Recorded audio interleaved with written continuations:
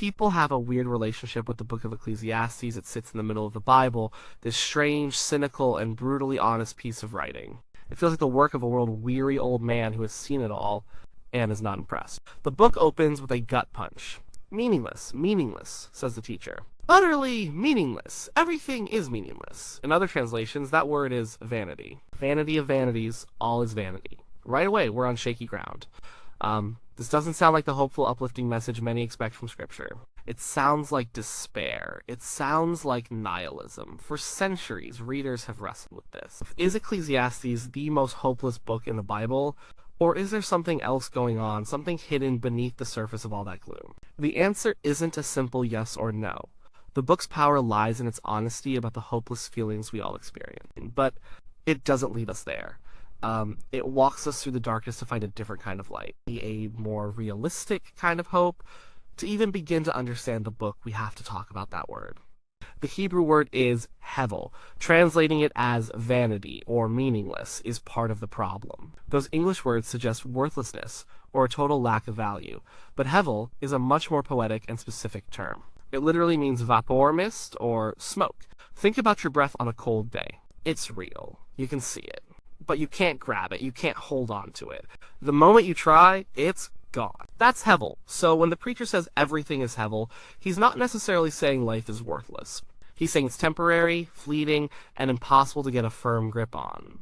It's like trying to catch smoke in your hands. Life is an enigma. It's a paradox. It's beautiful and frustrating. It's full of joy and full of pain, and you can't control it. This one shift in understanding, from meaningless to vapor, changes the entire tone of the book. It's not a declaration of nihilism. It's a diagnosis of the human condition. The preacher, who identifies himself as a son of David, a king in Jerusalem, likely Solomon, sets out on a grand experiment. He wants to find what is truly good and satisfying in this life. He has unlimited resources, power, and intellect. He is in the perfect position to test every possible source of meaning that life under the sun has to offer. The phrase "under the sun" is key. He repeats it nearly 30 times. It's his laboratory. He is intentionally limiting his investigation to the observable earthly world from a human perspective. What can we figure out down here on our own without relying on special revelation? His first experiment is wisdom. Knowledge seems like a noble pursuit. If he can just understand how the world works, maybe he can find meaning. So he devotes himself to study, he learns everything he can, and what does he discover? For with much wisdom comes much sorrow, the more knowledge, the more grief. The more he learns, the more he sees the world's brokenness. He sees the injustices that can't be fixed. He sees the crooked paths that can't be made straight. Wisdom doesn't bring him peace. It just gives him a clearer, more painful view of how hevel everything is. It's a dead end. So he swings the pendulum to the other extreme. He tries pleasure. If wisdom is sorrow, maybe mindless fun is the answer. He says, I told myself, come now, I will test you with pleasure to find out what is good. He holds nothing back. He drinks fine wine. He builds magnificent houses and plants beautiful vineyards and gardens. He hires male and female singers. He acquires huge herds and flocks. He amasses silver and gold, the treasures of kings. He gets whatever his eyes desire. He denies himself no pleasure. He becomes greater than anyone in Jerusalem before him. He is the life of the party, the pinnacle of success and indulgence. And the result? It was fun for a while.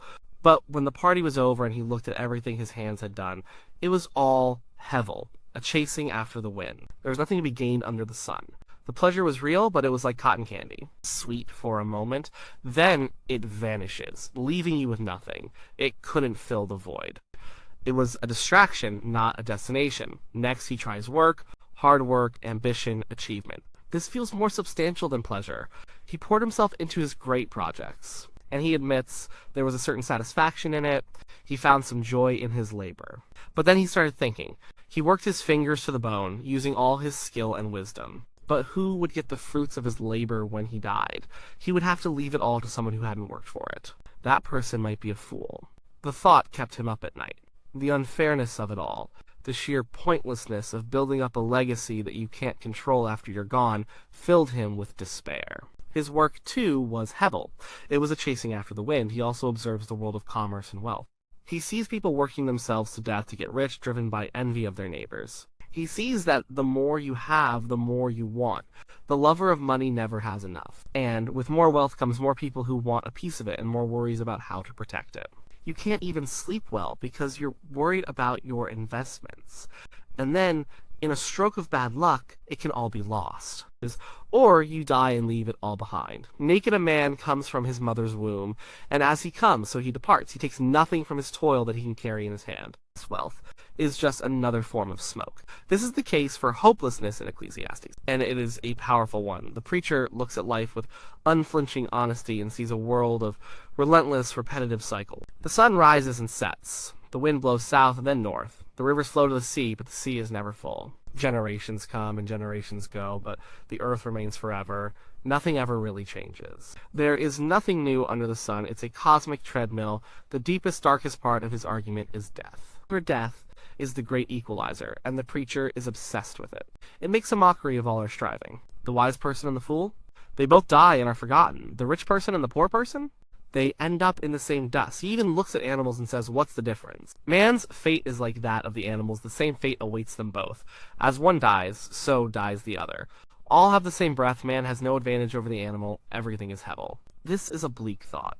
If our end is the same as a dog's, then what is the point of all our wisdom, our work, our morality? He also sees the crushing injustice of the world. I saw the tears of the oppressed in, and they have no comforter. Power was on the side of their oppressors, and they have no comforter. He sees the wicked being praised at their funerals while the righteous are forgotten. The system is rigged. Justice is slow, if it comes at all. From an under-the-sun perspective, it all seems random and cruel. There is no neat moral arithmetic where good deeds are always rewarded and bad deeds are always punished. If the book ended there, it would be a book of pure despair. It would be the journal of a man who looked for meaning and found none. But it doesn't end there. Sprinkled throughout this bleak analysis are these strange, surprising flashes of light. Just when the preacher has reached the depths of futility, he pivots, and he does it over and over again. After concluding that his great experiment with pleasure was a failure, he says something remarkable. A person can do nothing better than to eat and drink and find satisfaction in their own toil. This, too, I see, is from the hand of God. Wait a minute, he just said his toil was meaningless. Now he's saying the best thing we can do is find satisfaction in it.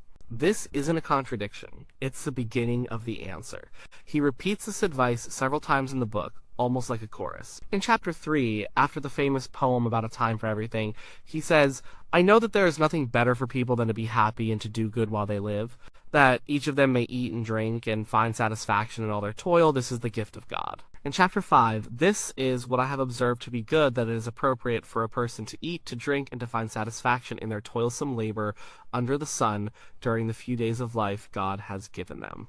In chapter 8, so I commend the enjoyment of life, because there is nothing better for a person under the sun than to eat and drink and be glad. And most vividly, in chapter 9, go eat your food with gladness and drink your wine with a joyful heart, for God has already approved what you do.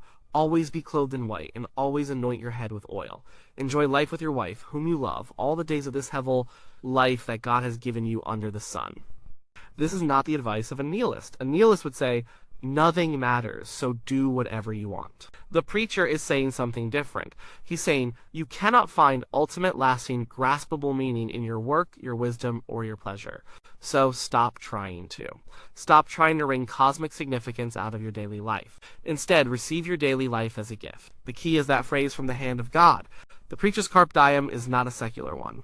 It's not about seizing the day for your own glory. It's about receiving the day as a gift from a mysterious God whose ways you cannot fully understand. The joy is not in the thing itself, the food, the wine, the work. The joy is in recognizing it as a gift. This perspective changes everything. A simple meal is no longer just fuel.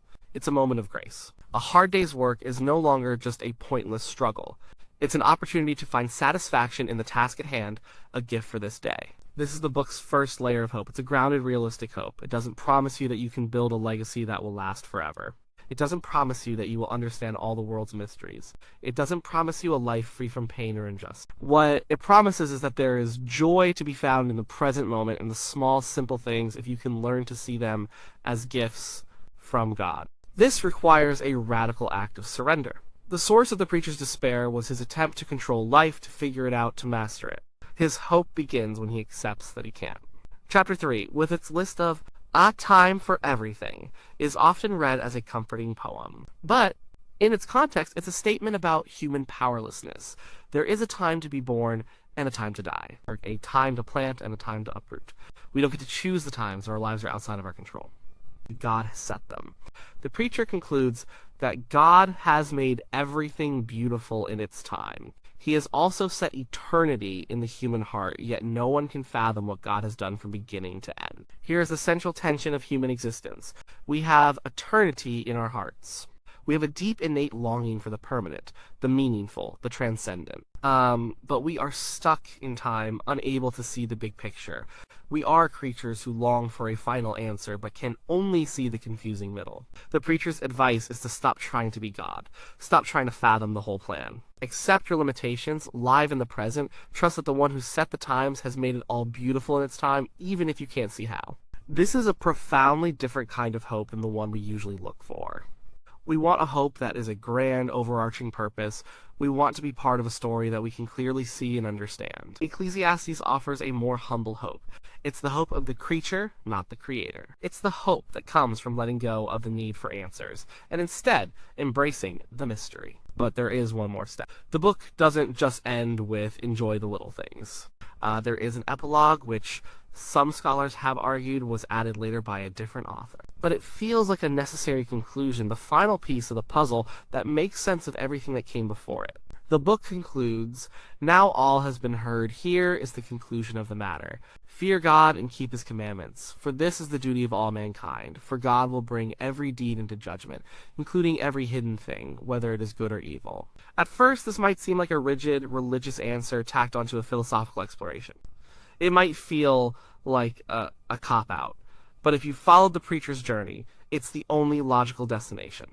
He has systematically dismantled every possible source of meaning under the sun. Wisdom, wealth, pleasure, work, they all crumble under the weight of hevel and death. He has shown that trying to build a meaningful life on a purely humanistic foundation is like trying to build a house on smoke. It won't hold. So what's left? If everything under the sun is hevel, you have to look for an anchor outside of the under the sun system. That anchor is God. The phrase fear God here doesn't mean to be terrified of him in a cowering way. In wisdom literature, it means to live in awe and reverence. It means to recognize your place in the universe. You are the creature. He is the creator. It's an attitude of humility and trust. It's the opposite of the arrogant quest for control that started the preacher's journey. Fearing God is the foundation for everything else. It's what allows you to receive the simple gifts of life with gratitude. Without that foundation, enjoying food and drink is just hedonism. With it, it becomes an act of worship. And what about keep his commandments? This provides the structure for life. In a world that feels random and chaotic, the commandments offer a path. They are not arbitrary rules designed to stifle fun. They are the designer's instructions for how to live well in the world he has made. They provide moral clarity in a world of injustice and a framework for community in a world of lonely striving. Finally, the promise of a final judgment is the ultimate answer to the preacher's most painful problem, the problem of injustice. Remember his despair when he saw the tears of the oppressed with no comforter. Remember his frustration seeing the wicked prosper. The final judgment says that in the end, it all matters. The scales will be balanced. The crooked will be made straight, not by us, but by God. This isn't a threat, it's a promise. It's the ultimate hope that the universe is not, in the end, a meaningless, absurd place. There is a moral arc, and it bends toward justice, even if we can't see it from our limited vantage point under the sun. So, is Ecclesiastes hopeless or hopeful? It is both. It is mercilessly honest about the reasons for despair. It validates the feeling that so much of life is frustrating, fleeting, and unfair. It doesn't offer cheap platitudes or easy answers. It tells you that if you are looking for ultimate, lasting meaning in your career, your bank account, your intelligence, or your good times, you will end up disappointed. You are chasing the wind. In that sense, it is a book that demolishes false hopes. But by tearing down those false hopes, it clears the ground for a true one. The hope of Ecclesiastes is a sober, mature hope. It's the hope that survives contact with reality. It's a hope for people who have lived a little, who have been disappointed, who know that life is hard. The message is this: stop trying to control the uncontrollable. Stop trying to find the eternal in the temporary. Accept the hevel nature of life. Then, with humility and gratitude, receive the simple joys of each day, a good meal, the love of your family, satisfaction in your work as gifts from the hand of God. Frame this daily life within a larger context of reverence for God and obedience to his good commands. and trust that the God who is beyond the sun will one day make all things right. The book starts with meaningless, and ends with fear God and keep his commandments. It's a journey from seeing only the smoke to seeing the fire that produces it. It's a journey from focusing on the ungraspable nature of life to focusing on the unshakable nature of God. It's not a leap from despair to bliss. It's a slow walk from a worldly, frantic search for meaning to a quiet, trusting life of faith. And in a world that so often feels chaotic and absurd, that might be the most powerful kind of hope there is. It's a hope that doesn't ignore the darkness, but finds a way to live and even find joy within it.